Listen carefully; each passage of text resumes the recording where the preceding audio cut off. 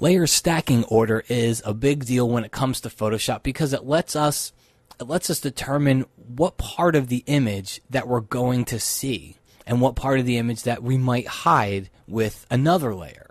So take a look at the image for lesson 3. Go ahead and open that up. When you do, you're going to notice that there's 4 layers, inside of the layers palette. All right, take a look. There's all 4 of them right here. So each layer has its own object. If I click on the top layer, layer 3, I take my move tool. You'll see if I move around, right now all I'm doing is moving around what was on the top layer, which is this text and these little objects here. Okay, and we'll show you how to create these type layers if you look in the type layer video.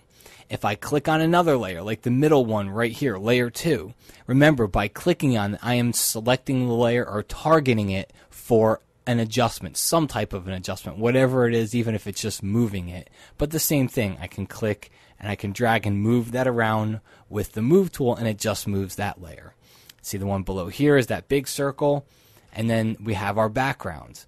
Okay. Also, if you like the little bevel and emboss or the glow around here, make sure you check out the video on layer styles. I'll show you how you can create those types of effects. But back to this image here, we're talking about stacking order. Well, what's important is that you can click on a layer and drag it. Just click and drag, and I can drag it downward, and it moves that layer in the stacking order. Think of these layers as almost kind of like a sandwich. It's from top to bottom. This is the top, and this is the bottom. All right, you're looking at it from top to bottom. So what's on the top? Well, this circle is. What does it cover? It covers that text, which is why we don't see the text. If I click on the text layer and drag it back up, you'll see it was still always there. It was just hidden by another object. If I click on this circle layer here and I drag the big one all the way to the top, it's going to hide everything. Because what's on top of the sandwich, what's on top of the layer stack, it's this big object, and it's now covering everything else inside of the layers palette. So it's important to just remember 2 things. One, whatever layer you click on is the one that you targeted for an adjustment or movement, and the other one is whatever layer is on top is what's going to be visible on top. Right now it's the text. So now let's start to bring some images inside of here and change this stacking order a little bit. I'll open up lesson 3B, C, and D. And you can see here we've got 3 different images. I'm just going to take my move tool here. Remember, we can click in the middle of an image and drag it. And don't let go yet. Just drag it over the tab. Bring it over the image. Don't let go of it on the tab either. Bring it into the image. And then just drop it. Just let go. Notice it put it on the top of the layer stack. Look at my layers palette. It now covers everything. No matter where I put it, it's going to be above everything. Okay? It's smaller, which is why it doesn't cover everything, but it's still, anything I put it over, it's going to block. Well, if I want to, I can move it down a level, and now it's under the text, but what I really want it to be is underneath this circle right here. So I'm going to bring it down one more level. And now I can transform this layer individual of the other layers by going up to the edit menu, go down to transform, and go over here to rotate. Now I can move this around a little bit, and notice that I'm not affecting any other layer but the layer that I've clicked on in the layers palette. And I'll hit enter or return when I'm done. So now let's go over here to lesson C, and before I do that, I just want you to look at something here. Look at what layer I have targeted inside the layers palette. It's layer 4 with the flower. Okay, kind of just make a mental note of that. Let's go to lesson 3C, and I can select and copy. There's lots of different ways. Really, the way that I do it the most is just click and drag with the move tool, hover over for a second, and then bring it into the image. And let's put these guys right into the middle. Notice what happened. Notice how it showed up on the right level. Notice how I didn't have to bring it down below, and that's because it put it, remember what layer was selected? This one was. When I brought in a new image, Photoshop automatically plopped it right on top of that layer. So it automatically put it on top of the flower layer without me having to drag it. Now if I wanted to drag it, I can click in here and drag it as well. But let's go ahead and leave it on top of that one. Same thing as before, transform, rotate, and move these guys around a little bit. Hit enter or return. Last one here, lesson 3D. Bring it into your image, drop it in, and now this one comes in really, really big, and that's going to happen to you a lot because you're going to be working with different size photos or different size images, and it's not a problem.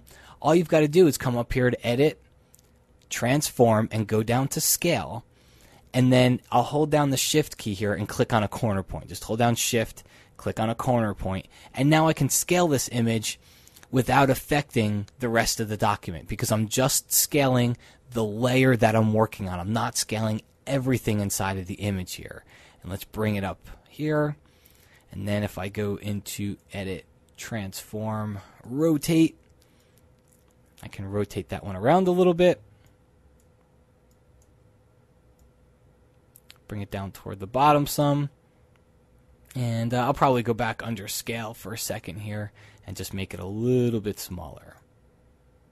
Okay, hit enter or return, and now we've brought this one in as well. Notice it's on top of the people because look at our stacking order. If I kind of moved it over here, look at our stacking order in the layers palette. It is above the people photo that's right below. If I wanted to change this, I just click on it and drag it below the photo of the couple, and now you can see it shows up behind them.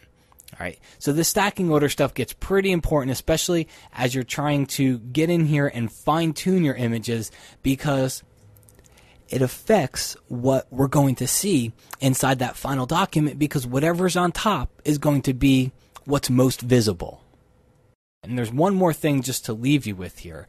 What happens to all this work and all these layers? Because we haven't really talked about saving yet.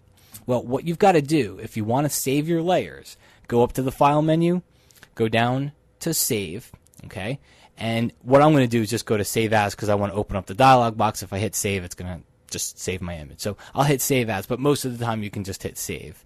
And notice it opens up the Save dialog box. Under Format, just make sure you choose Format Photoshop. Okay, what Photoshop format is it's a PSD document.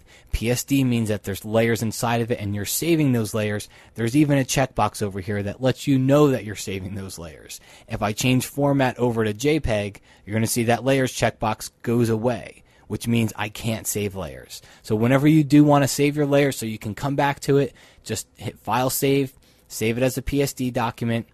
Okay, and I'm going to actually click Replace because I've already got one. And then what I'll do is I'll show you, I'll close this document. I'll go back up here to File, Open Recent. I'll open it back up, and you'll see it saved everything. It's remembered where all my layers were, and it remembered that there were layers inside of this document. So everything can now be manipulated again because I've saved all of it.